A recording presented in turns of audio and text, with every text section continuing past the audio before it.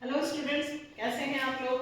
Cash flow statement की दो activities हो चुकी हैं, इन्वेस्टिंग और फाइनेंसिंग। अब आती है सबसे मेन, सबसे थोड़ी सी बड़ी, टफ नहीं बोलना, इजी है, सिर्फ थोड़ा सा याद करना पड़ेगा।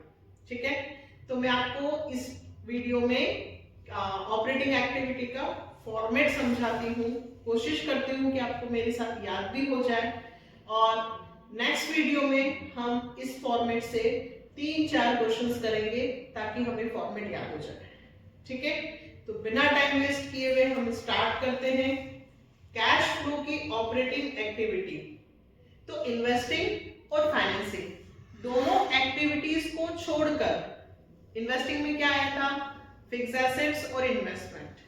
फाइनेंसिंग में क्या आया था, शेयर, डिबेंचर और लोन। इन 5 चीजों को छोड़कर उनके बाद के जितने भी नाम आते हैं बिजनेस में, वो सारे ऑपरेटिंग एक्टिविटी में आते हैं। ऑपरेटिंग एक्टिविटीज में सबसे पहले हमें वर्किंग नोट बनाना है।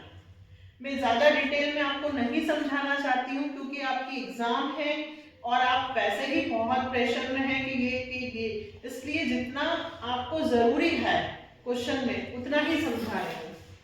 हमें सबसे पहले वर्किंग नोट बनाना है। वर्किंग नोट मतलब जिसमें डिविडेंड, टैक्स और कुछ extra ordinary item. Extra ordinary item मतलब जैसे कि बिजनेस में अचानक सडनली लॉस हो गया बाय फायर। तो लॉस बाय फायर आपका हर साल होता है क्या? नहीं ना, वो एक्स्ट्रा ऑर्डिनरी आइटम है, कभी नॉन रिकरिंग नेचर का है। और जब आपने प्रॉफिट की कैलकुलेशन की होगी तो वो लॉस बाय फायर आपने माइनस कर दिया।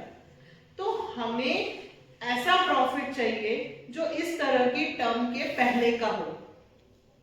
डिविडेंड पे कर रखा है उन्होंने, तो प्रॉफिट में से उन्होंने डिविडेंड को माइनस कर रखा है, तो हम डिविडेंड को वापस प्लस करते हैं क्योंकि हमें ऑपरेटिंग एक्टिविटी में जो यहाँ पे प्रॉफिट चाहिए, net profit before tax and extraordinary item, सबसे पहले हमें इस नेट प्रॉफिट को निकालना है।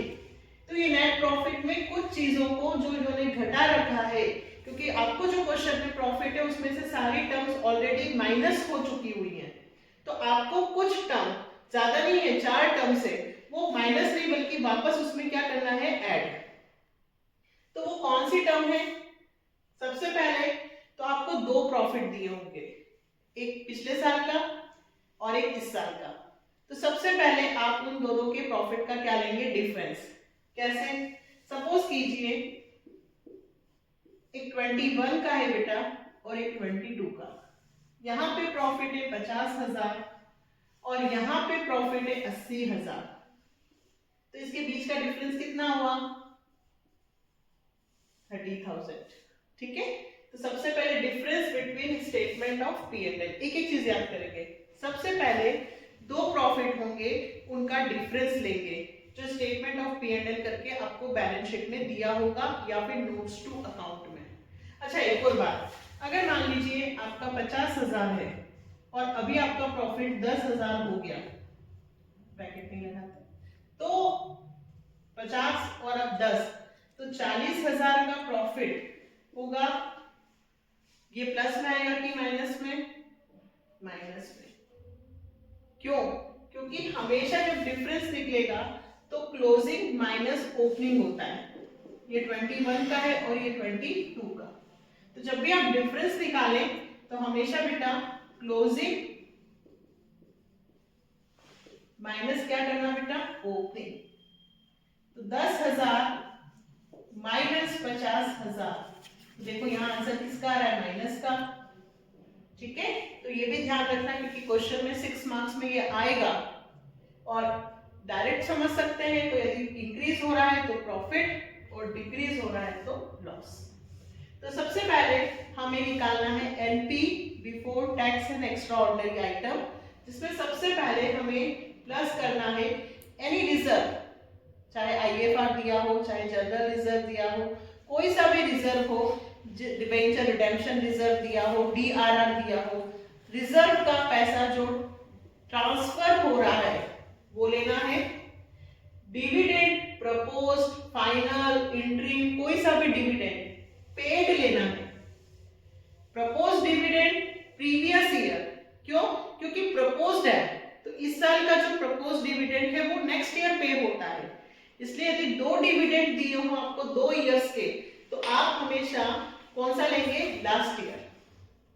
अगर डायरेक्ट लिख कर दिया है क्वेश्चन में डिविडेंड पेड, तो ले लेना, और 2 डिविडेंड दिए हो पिछले साल का भी और इस साल का भी, तो कौन सा लेना? पिछले साल वाला। क्वेश्चंस में करेंगे हम, डोंट वरी। सिर्फ इतना याद रखो, डिविडेंड पेड लेना है, और 2 साल का होगा तो लास्ट ईयर, ठीक है? और tax current year. Dividend last year, tax current year, dividend last year, tax current year, बस। Reserve transfer, dividend last year और टैक्स करंट ईयर, बस ये 3 चीजें भी अगर आप याद कर लेते हैं तो काम हो जाएगा। एक्स्ट्रा लॉसेस, यदि loss by fire, loss by earthquake, इस तरह से कोई लॉस दिया हो जो कभी कभार होता है, नॉन रिकरिंग नेचर का, ऐसा कोई लॉस होगा तो प्लस हो जाएगा। और अगर ऐसी कोई इनकम हुई कि रिफंड ऑफ टैक्स हो गया, कभी सुना है आपने टैक्स रिफंड होता है? होता है। इनकम टैक्स रिफंड भी होता है यदि हम ज्यादा पे कर देते हैं तो। हमारा नुकसान हो गया, इंश्योरेंस क्लेम से हमें रिसीव हुआ, तो ये एक्स्ट्रा ऑर्डिनरी इनकम है। अगर ऐसी कोई इनकम दी हो, lottery received, insurance claim received, तो ये इनकम माइनस होगी। फिर से सबसे पहले हम बनाएंगे वर्किंग नोट। पहले मैं लिखूंगी NP before tax and extraordinary item की कैलकुलेशन करने में difference between statement of P and L, transfer to reserve, dividend paid या डिविडेंड प्रपोज या कुछ भी दिया है तो लास्ट ईयर, और प्रोविजन फॉर टैक्स, टैक्स 2 दिए होंगे, एक इस साल का और एक पिछले साल का। तो जो पिछले साल का है वो तो पे कर चुके हैं, और जो इस साल का है वो नेक्स्ट ईयर पे होगा, इसलिए यहाँ पे करंट ईयर का टैक्स। और लॉसेस एक्स्ट्रा ऑर्डिनरी हुआ तो प्लस, और एक्स्ट्रा ऑर्डिनरी इनकम हुई तो माइनस। 2-4 बार बोलेंगे, डेफिनेटली याद होगा। NP before tax and extraordinary item के बाद उसे सबसे पहले हम यहाँ लिखेंगे। फिर नॉन कैश या नॉन ऑपरेटिंग एक्सपेंसेस हमें प्लस करना है। बिल्कुल नहीं घबराना है, सिर्फ 4 से 5 नाम है। फॉर्मेट में तो बहुत सारे नाम दिए हैं, पर आप 4 या 5 भी करेंगे तो हो जाएगा। जिसमें कौन कौन से नाम आते हैं? एक तो goodwill, patent, trademark, write of, यदि इनकी वैल्यू कम हो रही है। अच्छा, क्वेश्चन में आपको हमेशा कितनी वैल्यू देंगे? 2। तो goodwill, intangible assets, goodwill, patent, copyright, इनकी वैल्यू क्या हो रही है? कम, तो हम बोलेंगे राइट ऑफ। और अच्छा, इनकी वैल्यू यदि इंक्रीज हो तो यहां नहीं आएगा, इन्वेस्टिंग एक्टिविटी में जाएगा। क्वेश्चन में आएगा तब मैं आपको बताऊंगी। फिलहाल गुडविल, पेटेंट, कॉपीराइट, ट्रेडमार्क, इनकी वैल्यू यदि कम होती है उसको बोलते हैं राइट ऑफ, प्लस होगी। डेप्रिसिएशन प्लस होगा। Interest paid on debenture, bank overdraft plus. अब याद रखना, यहाँ प्लस होता है और फाइनेंसिंग में माइनस होता है, क्योंकि ये एडजस्टमेंट है जो कितनी जगह जाते हैं? 2 जगह। इंटरेस्ट पेड प्लस, तो यदि इंटरेस्ट रिसीव्ड हुआ तो माइनस। किसी भी एसेट्स को बेचने पे लॉस हुआ तो प्लस, और एसेट्स को बेचने पे भी प्रॉफिट हुआ तो माइनस। मतलब ये तो बहुत इजी है। Debt, goodwill, copyright, trademark, write off और इंटरेस्ट पेड प्लस, और loss on sale of fix assets. किसी भी एसेट्स को बेचने पे लॉस होगा तो प्लस होता है, और एसेट्स को बेचने पे भी प्रॉफिट होता है तो माइनस होता है। कोई रेंटल इनकम मिली, डिविडेंड रिसीव्ड हुआ, इंटरेस्ट रिसीव्ड हुआ तो माइनस होगा। Non operating income, non cash या नॉन ऑपरेटिंग इनकम क्या होगा? Minus. Expenses plus, income minus. इतना भी कर लिया ना तो डेफिनेटली आ जाएगा। 4 से 5 चीजें हमें यहाँ पे याद करनी है, वही dividend paid, tax current year, dividend paid, tax current year, reserve transfer, extra losses और extra income, debt, goodwill, interest और लॉस प्लस, और प्रॉफिट माइनस। यहां तक करने के बाद आपका जो आंसर आएगा उसे हम बोलेंगे operating profit before working capital changes, क्योंकि वर्किंग कैपिटल में अभी हमने करंट एसेट्स और करंट लायबिलिटी नहीं लिए। तो अब करंट एसेट्स डिक्रीज होंगी तो प्लस। इसको भी याद करने का एक शॉर्टकट तरीका बताती हूँ, एक याद रखना सिर्फ, क्या कि decrease in current assets plus होती है, तो increase in current assets minus होंगी, और increase in current liability plus होंगी। तो decrease in current liability minus होगी। दो चीजें प्लस और दो चीजें माइनस। एक याद रखेंगे कि करंट एसेट्स का डिक्रीज प्लस होता है, उसका अपोजिट माइनस, फिर इसका opposite increase in current liability plus होता है, तो इसका माइनस। ये चार चीजें होंगी।